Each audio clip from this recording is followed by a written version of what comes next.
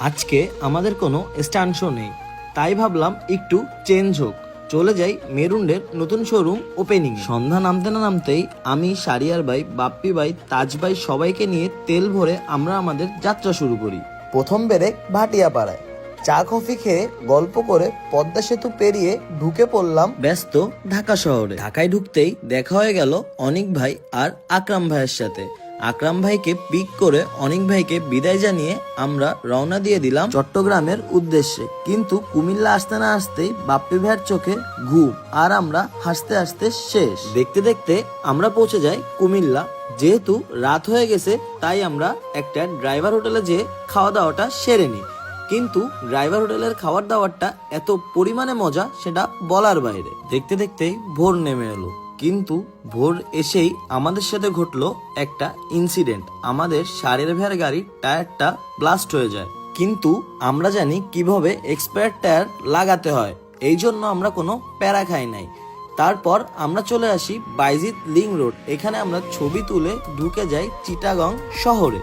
অতিরিক্ত টায়ার থাকায় হোটেলে গিয়ে গাড়ি পার্কিং করে রিসিপশন থেকে রুমের কি নিয়ে আমরা চলে যাই রুমে। মাত্র 4 ঘন্টার একটা পাওয়ার ন্যাপ নিয়ে আমরা রেডি হয়ে যাই মেরুন্ডে যাওয়ার জন্য। লোকেশন চট্টগ্রাম চকবাজার বালিয়ারকেট শপিং মলের 6 ফ্লোরে।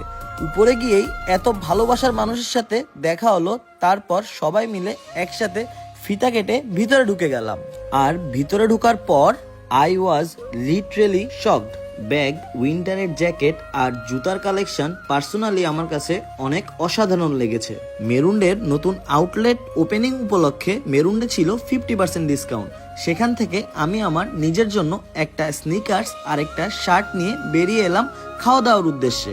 আমাদের ঘুম থেকে উঠতে লেট হয়ে যাওয়ায় আমরা লাঞ্চটা করতে পারি নাই।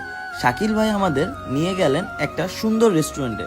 খাওয়া শেষ হতে না হতেই সন্ধ্যা নেমে এলো। তারপর বাংলাদেশের সবচেয়ে বৃহত্তম পোর্ট দেখতে দেখতে আমরা চলে যাই পতেঙ্গা সি বিচে। সেখানে গিয়েই আমার চোখে পড়লো পাঞ্চিং মেশিন। এখানে পাঞ্চ করে আমরা চলে যাই পতেঙ্গা সি বিচের ফেমাস খাবার পেঁয়াজু খেতে।